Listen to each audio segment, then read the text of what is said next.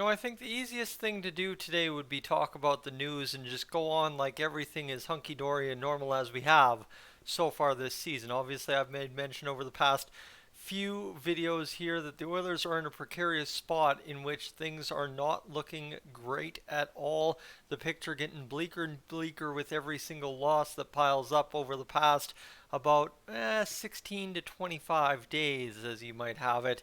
And for the Oilers now, clearly looking you straight down the road is a fork in the road between make the playoffs with a great run when Evander Kane gets back and miss the playoffs for another year with Connor McDavid and Leon Draisaitl on your roster. Folks, this is Dolynny TV. Welcome to the channel today. As you saw by the title, we are going down the deep, dark, deep end of Edmonton Oilers fandom where, well, worst case scenario comes to be true. And unfortunately, I haven't seen too much of this in my comments section this year, but it's something that was plaguing me for years here on the channel when the Oilers toiled away in 18-19 and 19-20, and also following the, well, sweep against the Winnipeg Jets in 21.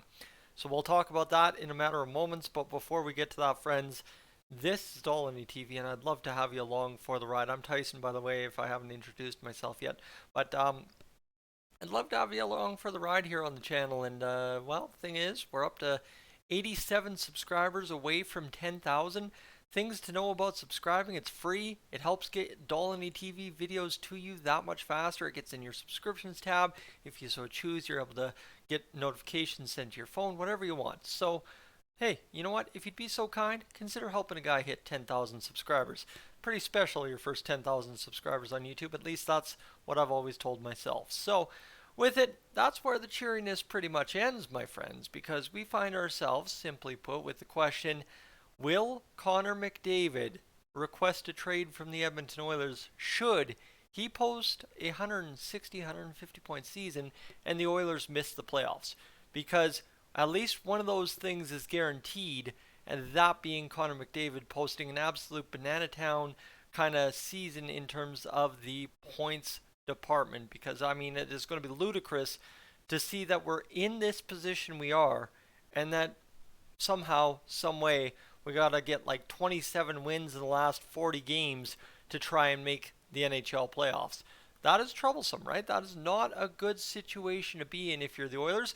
Obviously, crazier things have happened over the past couple of years, our past couple runs to the NHL Stanley Cup playoffs. We've been a second half team. So, sure, is the panic that I'm trying to portray within this video warranted? Probably not. However, right, like I said off the top, it would be really easy to just get to the news, pretend like everything's a-okay, and hey, sell the hope another day longer. Or, quite simply, I could give an outlet, which this is exactly what this video is. If you're looking for the purpose of this video, it is not to have a well-constructed discussion about Connor McDavid leaving Edmonton. It's a well-constructed outlet to allow some frustration out properly. Like, don't be a dork in the comments section, right? Don't be an absolute idiot in there where you're just saying gibberish because you're angry. Don't do that. But what I'm basically trying to allow here is just me to get some stuff out there in the open about the Oilers in the form of worst case scenario, it causes Connor McDavid to request out, right? It's happened with Jack Eichel. So now the man at the top of the 2015 draft, well, is it possible that he requests out? Yeah, it's a thing that could happen. And the reason for that, obviously, is a number one, missing the NHL playoffs when Connor McDavid just went to the third round of the Stanley Cup playoffs. Ken Holland builds a team for this year, thinks, hey, you know what, perfect, we're good to go. Sits on his hands more or less for the entire first half of the season, right? Makes the Klim Kostin trade and then has done nothing of substance since. And with glaring holes on the roster, and Connor McDavid dragging this team to be just outside of the playoffs at this point of the season. So that's where really my first point with Connor McDavid wanting out comes is I guess if everybody says, hey, Connor would gladly trade the accolades, the individual awards for a Stanley Cup and helping his team win. 100% he would, and you kind of see that in that tone as that LA Kings game got a little bit tighter. when it got 4-2 and he's throwing around the weight, getting a little chippy with the LA Kings players, right? Connor was starting to thrive in that environment a little bit there in the third period and within that time frame. So that's where it's like, yeah, this guy, he's the captain that you want for your hockey team. But when you're the captain of a hockey team and you're willing to do anything it takes to win, and either A, the coaching staff's not willing to help you by setting up the proper lines, or B, the other guys aren't willing to drag themselves into the fight, and it's always Connor McDavid and Leon Draisaitl show, and if those two don't score, you lose the hockey game 98.9% of the time. Shout out ZFM in Red Deer, by the way, listening to that on the way home today. But, right, is one of those things for the Oilers. You look at the stats. You can pull these stats up somewhere on the internet. I don't know where. Sportsnet has them.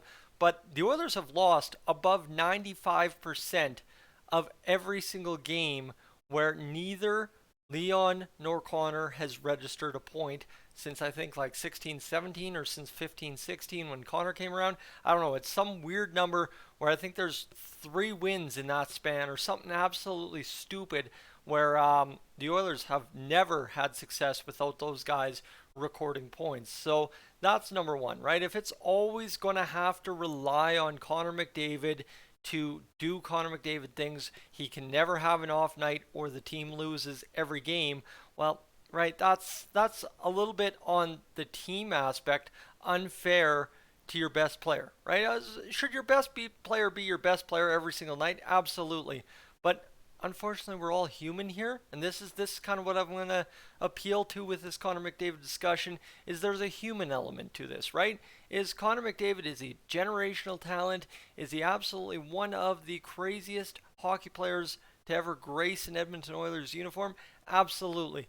But unfortunately, when your entire team is reliant on Connor McDavid having essentially hockey god mode every single night or you don't win, at what point as Connor McDavid do you get sick of that, right? And this is kind of where we look at it. Okay, span that over this season. You come off of the Western Conference Finals, you get swept against the Colorado Avalanche. Expectations are sky high, just as they were at the end of the 2017 playoffs in the Game 7 defeat against the Anaheim Ducks.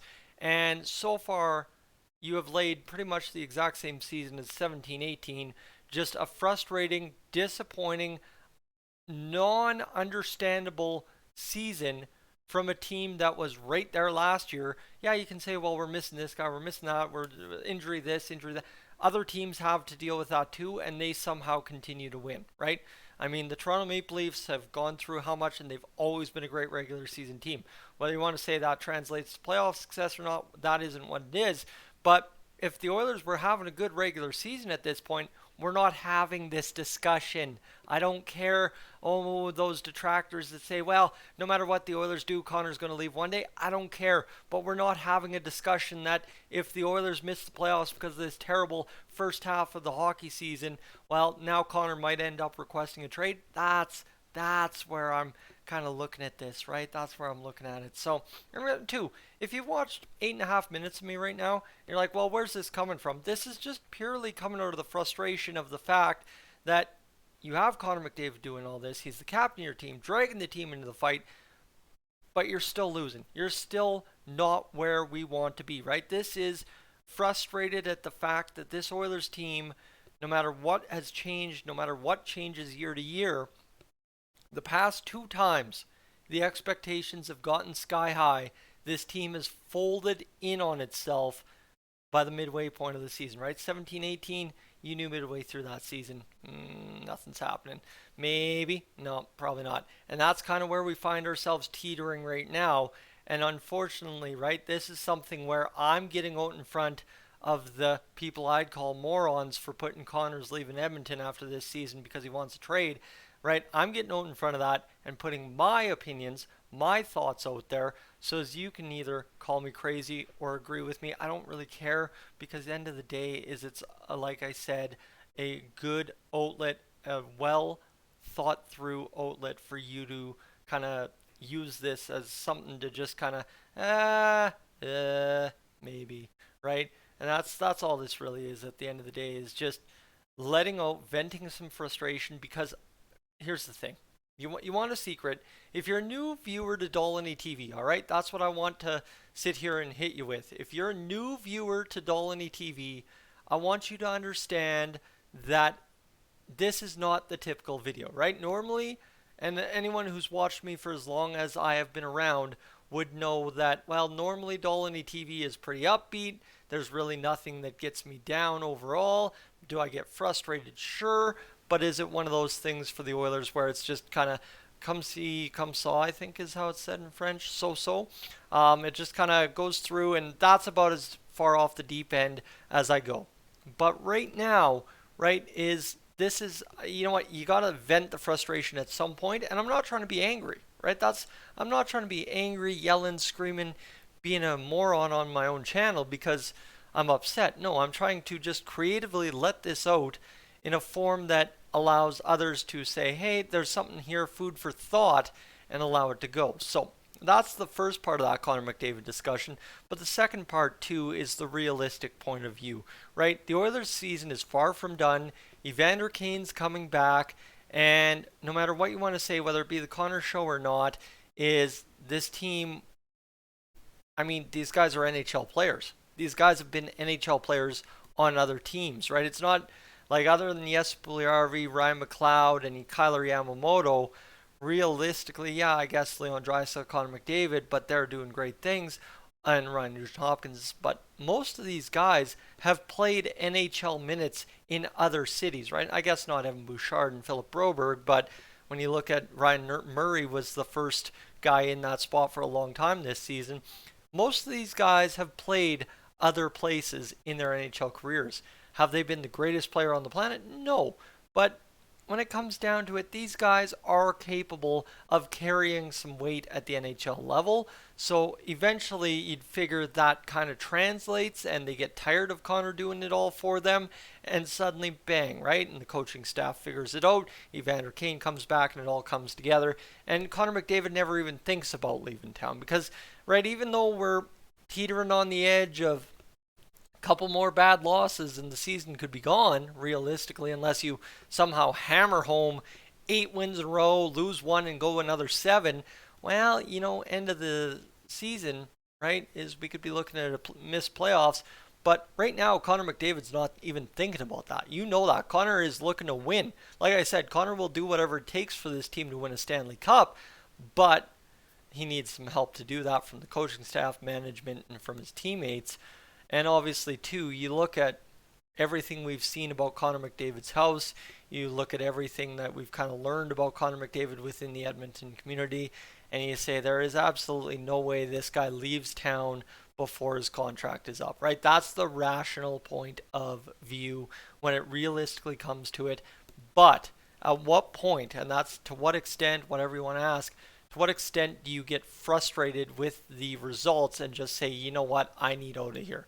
And that's the problem for Connor McDavid. And that's kind of what I'm looking at, right? When I say Connor McDavid will request a trade at the end of the season, question mark, it's a, well, do you see that happening or not? That's really the question, is do you see it happening or not?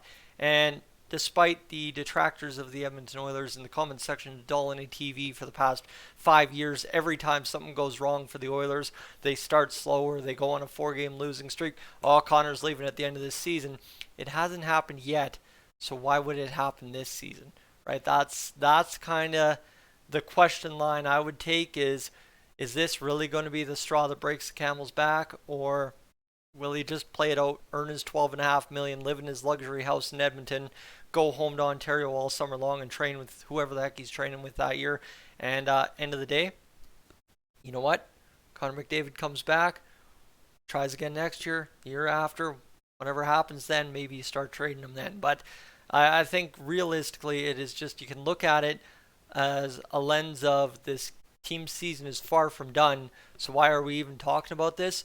Or you can look at it from the lens of, yeah, it doesn't look good, and if we do miss, I think that's a pretty tough conversation Connor is going to have with his agent, himself, his family, whatever you want to say, and make a decision. But it's one of those, you can go in either way, and I'll be able to judge where everyone's at based on their comments. And I'd like to hope I'm wrong, that I'll be able to nail down out of some folks the exact comments they're going to write, and that's the beauty of it, right?